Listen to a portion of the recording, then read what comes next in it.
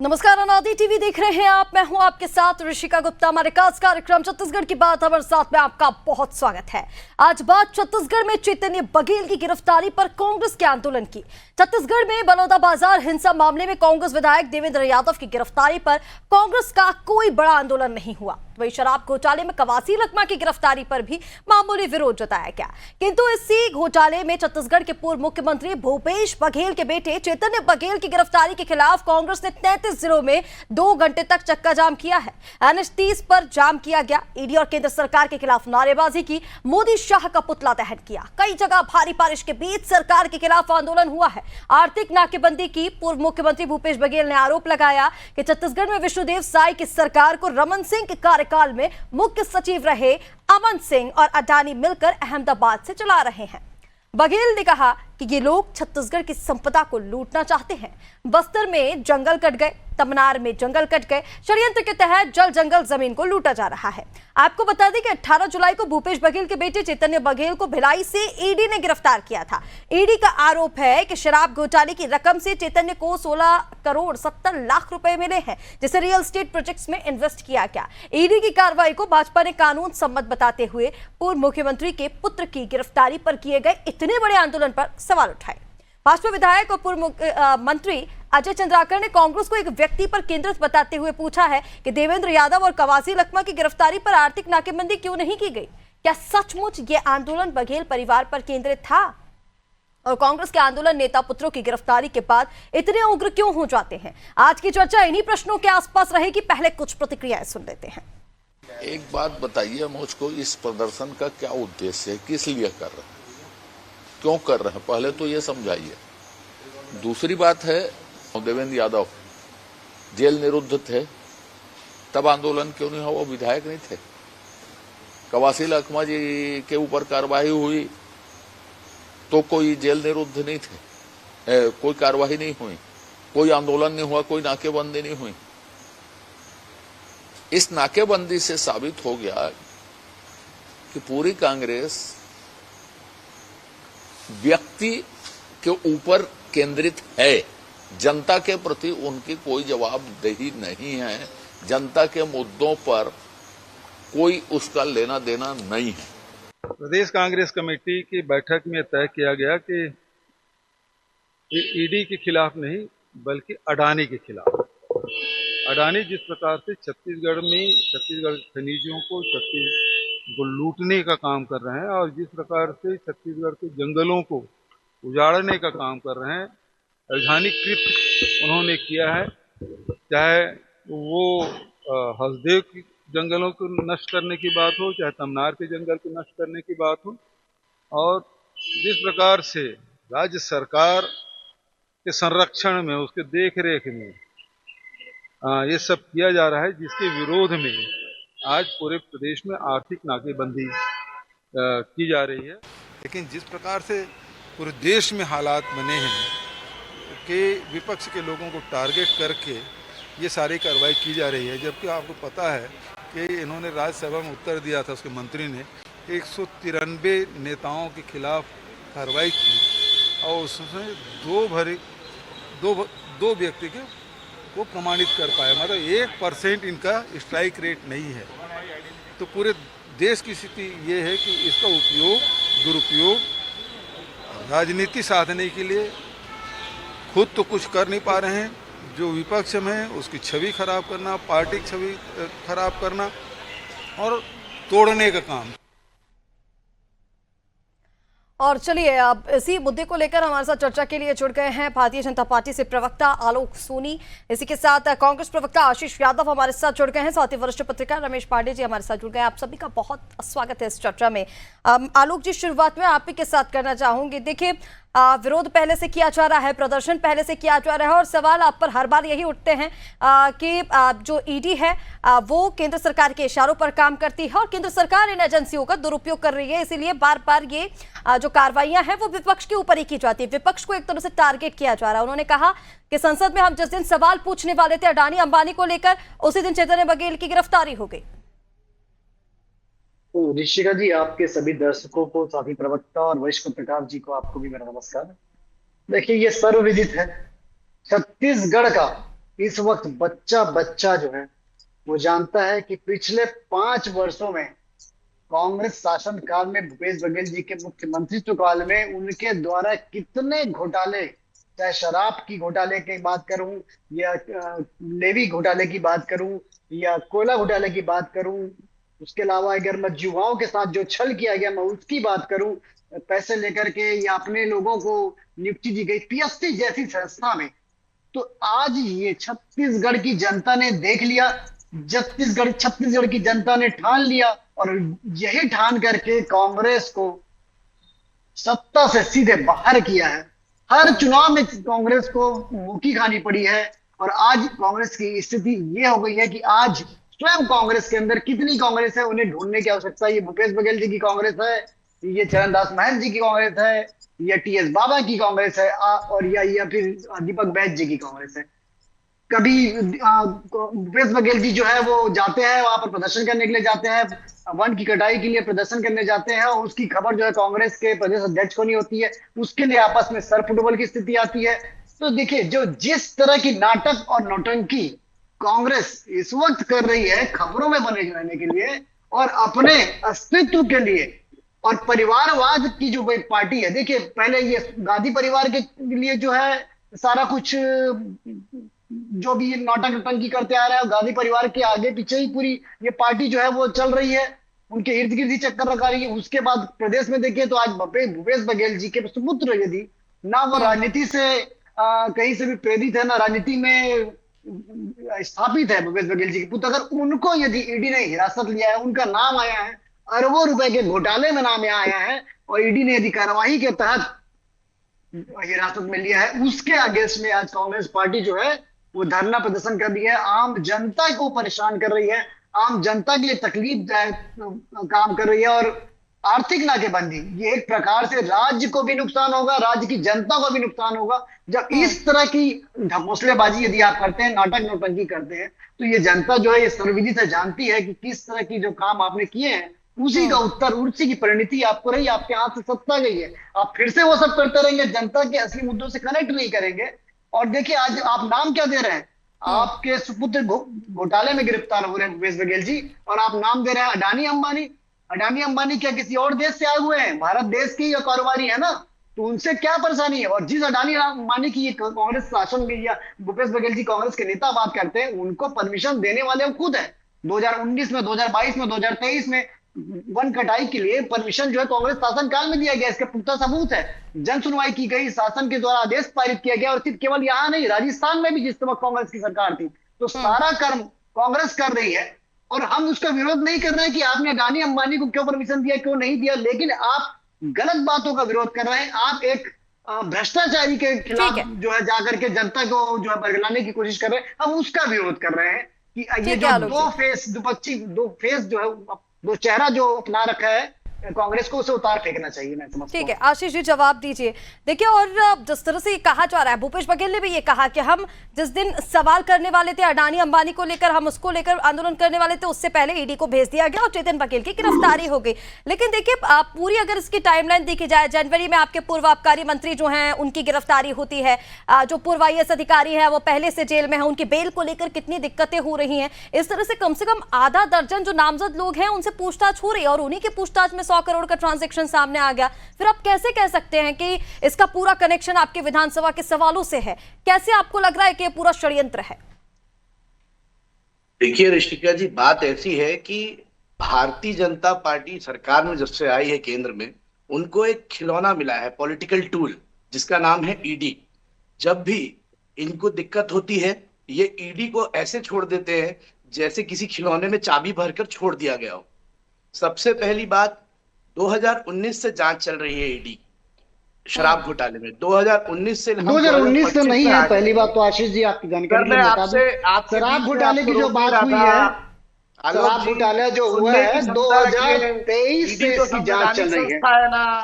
Bharatiya Janata party की कोई wing थोड़ी है, एबीवीपी। ठीक है, एक बार आशीष जी, आलोक जी बात पूरी कर दीजिए, उसके बाद मैं आपके पास आऊंगी। आशीष जी बोलिए। जी ऋषिका जी, मैं यही कह रहा था कि ईडी जो है ईडीवीपी नहीं है, विद्यार्थी परिषद नहीं है, ना भारतीय जनता पार्टी का कोई अंग है। यह संवैधानिक संस्था है जिसका दुरुपयोग करा जा रहा है। पीएमएलए का जो दुरुपयोग किया जाएगा, देखिए 5 साल से जो है जांच चल रही है और 5 साल से अभी तक ईडी को आरोप तय करते नहीं बना, चार्जशीट पेश नहीं की गई अभी तक। आप सोचिए ईडी का कन्विक्शन रेट पॉलिटिकल पार्टीज और पॉलिटिकल व्यक्तियों के अगेंस्ट, पर्संस के अगेंस्ट जो है पूरे देश में पिछले 12 साल से 1% है। एनफोर्समेंट डिपार्टमेंट हमारे देश की इतनी बड़ी संस्था है, इतना इंस्टीट्यूशन जो बड़ा हुआ है, जनता के टैक्स के पैसे से बड़ा हुआ है, और उसका कन्विक्शन रेट 1% आता है। सुप्रीम कोर्ट जब लताड़ लगाता है ईडी को कि आपके 98% केसेस में ये बेबुनियाद केसेस है, ना सबूत है ना फैक्ट है, आपने पीएमएलए में छवि दुबिल करने के लिए नेताओं को 1-1, 1.5, 2-2 साल तक जेल में रखा, रिमांड पे रिमांड ली जा रही है, रिमांड पे रिमांड ली जा रही है, लेकिन चार्जशीट नहीं पेश की जा रही है। अब बात करते हैं चैतन्य बघेल जी की। चैतन्य बघेल जी का जिस दिन जन्मदिन था, जिस दिन विधानसभा में अडानी और अंबानी के ऊपर सवाल पूछा जाना था, उसी दिन ये कार्रवाई क्यों हुई?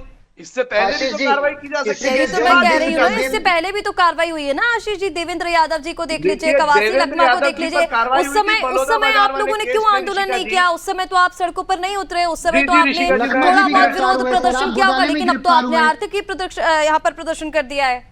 ऋषिका जी, देवेंद्र यादव जी की बात मैं आपको क्लियर करता हूं। देवेंद्र यादव जी को बलौदा बाजार केस में यहां पर एक तरीके से असंवैधानिक रूप से गिरफ्तार किया गया, और उसके बाद यही भारतीय जनता पार्टी के प्रवक्ता कहते थे कि देखिए इनको कभी बेल नहीं मिलेगी, ये बेल में बाहर नहीं आ पाएंगे, इनको बेल क्यों नहीं मिल पा रही है। चार्जशीट 90 दिन 90th डे 90 दिन के बाद चार्जशीट पेश की गई वहां पर, वो भी कोर्ट के दबाव के बाद, और सुप्रीम कोर्ट जाते हैं और 5 मिनट के अंदर बेल हो जाती है, और सारे भारतीय जनता पार्टी के लोग मुंह में ताला रख जाता है।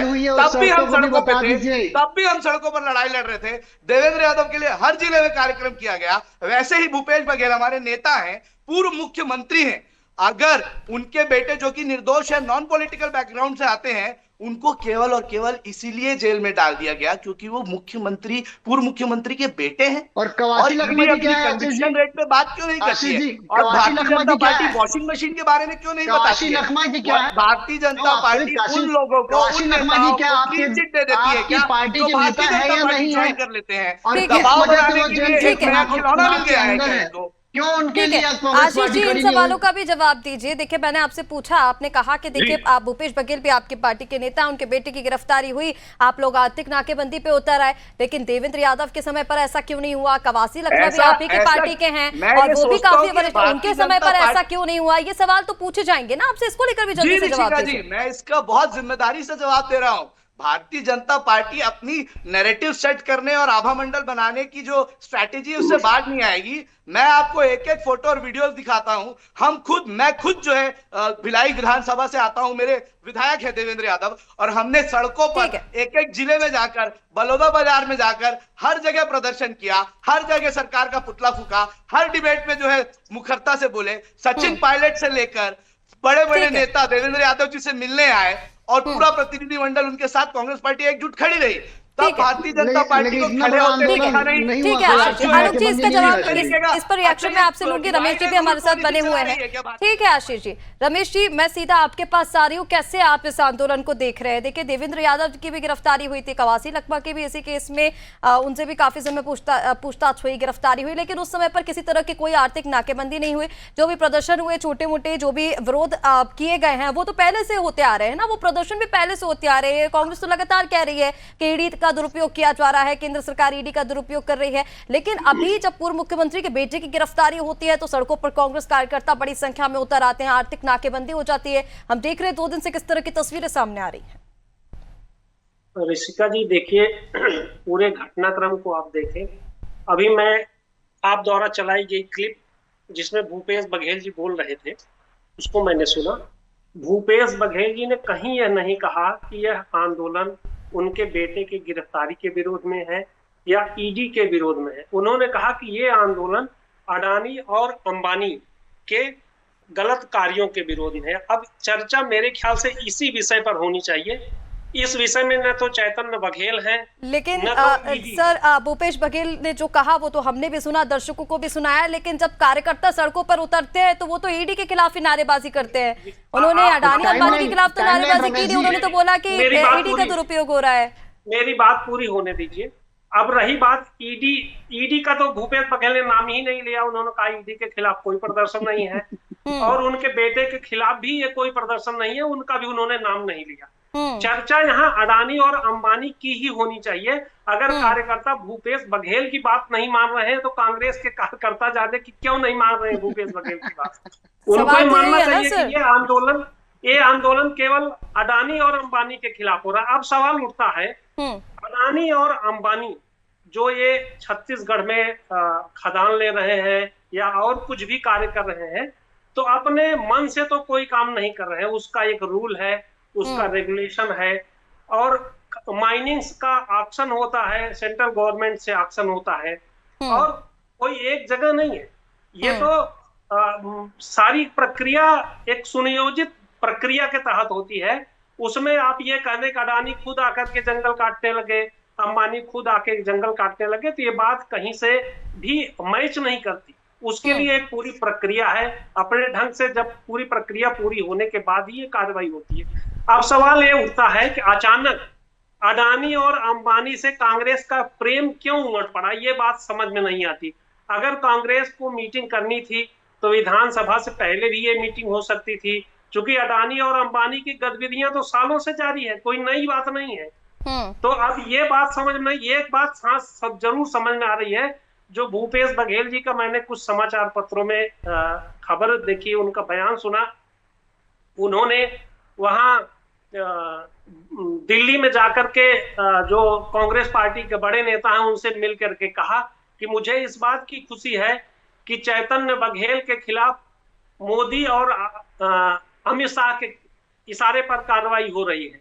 तो एक तरह से ये माना जाए कि बड़े लेवल पर भूपेश बघेल अपने बेटे की पॉलिटिकल लॉन्चिंग कर रहे हैं। एक बड़ा नाम आ जा रहा है। अब कांग्रेस में भूपेश बघेल के बेटे को लेकर भी चर्चा होगी। यही आरोप भी लग रहे हैं रमेश जी कि क्या पूर्व मुख्यमंत्री भूपेश बघेल कांग्रेस के सबसे बड़े नेता हो गए हैं? ये कहा जा रहा है कि भूपेश बघेल की ताकत दिखाने की कोशिश की जा रही है। इस तरह के आरोप भी लग रहे हैं। मैं आपके पास वापस लौटती हूँ। आलोक जी, अब जवाब दीजिए। आशीष जी जो भी बातें कर रहे थे उनका, और साफ तौर पर यह कहा जा रहा है कि ईडी केंद्र से चलती है और केंद्र सरकार अब सीधा अहमदाबाद से चल रही है। देखिए, कांग्रेस में ले दे के पिछले 25 वर्षों में टोटल 2 मुख्यमंत्री हुए। एक थे अजीत जोगी जी, जिन्होंने भी इसी तरह की जो शासन प्रणाली जो भूपेश बघेल जी ने चलाई है, जो हिटलर शाही जिसे कहा जा सकता है, और वही प्रक्रिया वही स्टाइल जो है भूपेश बघेल जी का भी रहा जो अजीत जोगी जी का था। और उसी तरीके से जब उन्होंने शासन किया और वो जो तरीका अपना के रखा रहा, तो देखिए जैसे उनके साथ में उनका विघटन हुआ, वो कांग्रेस से अलग थलग पड़े। मैं समझता हूँ आने वाला समय बताएगा, इसके बारे में बहुत बड़ी टिप्पणी नहीं करूंगा।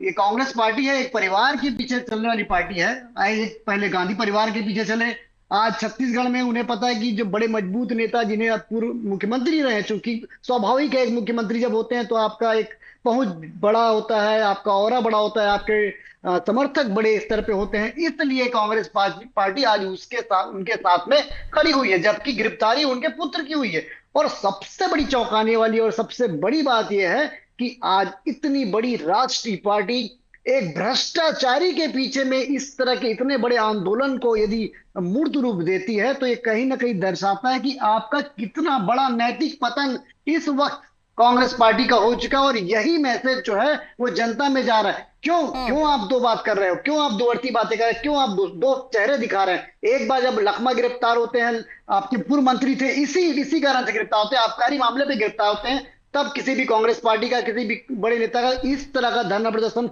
इस तरह का कहना जी चक्का जाम जैसी स्थिति, कोई भी कहने विरोध का जो प्रदर्शन है वो नहीं किया गया। आज जब चैतन्य बघेल, ना कि भूपेश बघेल, मैं फिर से दोहरा रहा हूं, चैतन्य बघेल किसी भी तरह से राजनीतिक रूप से एक्टिव नहीं है, उनकी गिरफ्तारी में यदि कांग्रेस पार्टी जो है उसे बहाना लेकर के, और आपने भूपेश बघेल जी के स्टेटमेंट को सुना होगा, उनके स्टेटमेंट से ही ये बात समझ में आ रही है कि वो कर तो ईडी और सीबीआई का ही विरोध कर रहे हैं, और कह रहे हैं कि ईडी सीबीआई को जो है वो अडानी जो और अंबानी जी के द्वारा भेजा गया है। एक प्रकार से मैं समझता हूं कि आपको पहले तो अपनी संवैधानिक संस्थाओं पे भरोसा होना चाहिए। आप उसके लिए भी डबल स्टैंड लेते हैं। कभी आप विधानसभा में बोलते हैं इसकी सीबीआई जांच कराइए, कभी कहते हैं ईडी जांच कराइए, और सेकंड जब विधानसभा से बाहर आते हैं, जनता के बीच पहुंचते हैं, तो कहते हैं कि ईडी और सीबीआई तो केंद्र सरकार की ये होते हैं, केंद्र सरकार जैसा चाहे उनसे काम करा सकते हैं। तो आपको अपना एक स्टैंड लेना पड़ेगा, मैं समझता हूँ रितिका जी, और ये स्टैंड आज कांग्रेस के पास में नहीं है। आशीष जी, आप जवाब दीजिए। और देखिए, सवाल यही उठ रहे हैं आप पर भी कि आप देखिए, प्रदर्शन करना कोई बुरी बात नहीं है, आप विपक्ष में हैं, आप प्रदर्शन भी कर सकते हैं, आंदोलन भी कर सकते हैं, वो आपका राइट है, वो आपको करना भी चाहिए क्योंकि विपक्ष का काम ही यही है। लेकिन आर्थिक नाकेबंदी आपकी ओर से कर दी गई, अब इससे किसी को कोई दिक्कत नहीं हुई, ये तो कहा नहीं जा सकता। दूसरा देखिए, पूर्व मुख्यमंत्री भूपेश बघेल ने जो कहा है कि नहीं, ये ईडी सीबीआई की ओर से नहीं, के लिए नहीं है ये प्रदर्शन उसके लिए है जो सरकार की तरफ से किया जा रहा है, अडानी अंबानी के लिए प्रदर्शन है। लेकिन जो कार्यकर्ता सड़क पर उतरे थे, उन्होंने किस चीज को लेकर नारेबाजी की है, पुतला दहन वो वहां पर ईडी का कर रही है, तो आपने भी तस्वीरें मेरे ख्याल से देखी होंगी। और फिर सवाल ये भी उठते हैं कि कभी जनता के मुद्दों को लेकर इस तरह के प्रदर्शन कांग्रेस की तरफ से नहीं किए गए, एक व्यक्ति विशेष के लिए पूरी पार्टी रोड पर उतर आती है, तो फिर ये सवाल तो उठेंगे ना आपके ऊपर। देखिए ऋषिका जी, मैं कितने प्रदर्शन हुए और कितने प्रदर्शनों में लाठियां खाई गई और कितने प्रदर्शनों में आंसू गैस और पानी के कैनन छोड़े गए हमारे ऊपर, मैं इसकी व्याख्या नहीं करना चाहूंगा। पहली बात यह है, जो अडानी जी के ऊपर बात हो रही है, अगर देश में कोई व्यापारी 280 पैदान पर होता है और भारतीय जनता पार्टी मोदी जी की सरकार आने के बाद विश्व के पहले नंबर के पैदान पर पहुंच जाता है, देश के प्रधानमंत्री बांग्लादेश जाकर, मैं रोकना चाहूंगा भैया, बीच में मत बोलिएगा प्लीज। कांग्रेस के शासनकाल में अंबानी की भी यही स्थिति थी, अंबानी कहां से कहां पहुंचे सर जनता ने देखा है। कांग्रेस का शासनकाल था और देश की जनता ये जानना चाहती है कि आप देश के व्यापारी के साथ हैं, देश के हित के साथ नहीं। क्यों आपको अडानी और अंबानी से एलर्जी है? आपको विदेशी व्यक्ति आकर के यहाँ पर में भोपाल गैस कांड करके चले जाए, आपके मुंह से ऊपर नहीं निकलता, लेकिन अडानी और अंबानी यदि आगे बढ़ जाते हैं, देश को आगे बढ़ाते हैं, तो कांग्रेस के पेट में परेशानी होती लगती है। इस बात का जवाब देना चाहिए। अशोक चौहान, आप लोग सुनने की क्षमता तो रखिए, मैं आपकी एक एक बात का जवाब दे रहा हूं। देश में अगर कोई व्यापारी 300 नंबर से पहले नंबर पर जाता है और देश का प्रधानमंत्री उसके लिए टेंडर की लाइसेंसिंग करता है बांग्लादेश और श्रीलंका में जाकर, तो फिर उसके ऊपर सवाल उठेंगे। आप देखिए, रक्षा मंत्रालय ने, डिफेंस मिनिस्टर ने अपनी रूल्स को चेंज किया और सरहद के पास सोलर प्लांट लगाने के लिए अडानी को एक्स्ट्रा परमिशन। विदेश नीति जो है उसमें कहीं ना कहीं कांग्रेस के प्रवक्ताओं की कमी है। ये एक बात बता दूं मैं आपको, आज आप अमेरिका में, मैं भारत की बात कर रहे हैं, मैं अमेरिका की बात कर लेता हूँ, जिसको आप बहुत बड़े राष्ट्र मानते हैं, वो भी यदि किसी विदेश में जाता है तो अपने व्यापारियों के लिए लाइसेंसिंग करता है। वो चाहता है कि उनके व्यापारी भारत देश में, आज क्यों उन्होंने टैरिफ लगा रखा है? ठीक है, टैरिफ वॉर क्यों लगा रखा है? ठीक है आशीष जी, आलोक जी, ठीक है, ऐसे किसी की भी बात समझ में नहीं आ रही है और फिलहाल समय इतनी अनुमति दे रहा है। आप सभी का हमारे साथ इस चर्चा में जुड़ने के लिए बहुत शुक्रिया। तो देखिए, सवाल इसीलिए भी उठ रहे हैं कि अब इस तरह का जो प्रदर्शन है, सड़कों पर बड़ी संख्या में कांग्रेस के कार्यकर्ता उतर आए, ईडी का पुतला दहन किया गया, सरकार के खिलाफ नारेबाजी की गई, लेकिन ये कार्यकर्ता देवेंद्र यादव की गिरफ्तारी के समय कहां थे? कवासी लखमा की गिरफ्तारी के समय कहां थे? क्या सचमुच यह आंदोलन बघेल परिवार पर ही केंद्रित था और कांग्रेस के आंदोलन नेता पुत्रों की गिरफ्तारी के बाद इतने उग्र क्यों हो जाते हैं? इस तरह के सवाल उठ रहे हैं। फिलहाल के लिए इस चर्चा में इतना ही। बने रहिए आजादी टीवी के साथ। नमस्कार।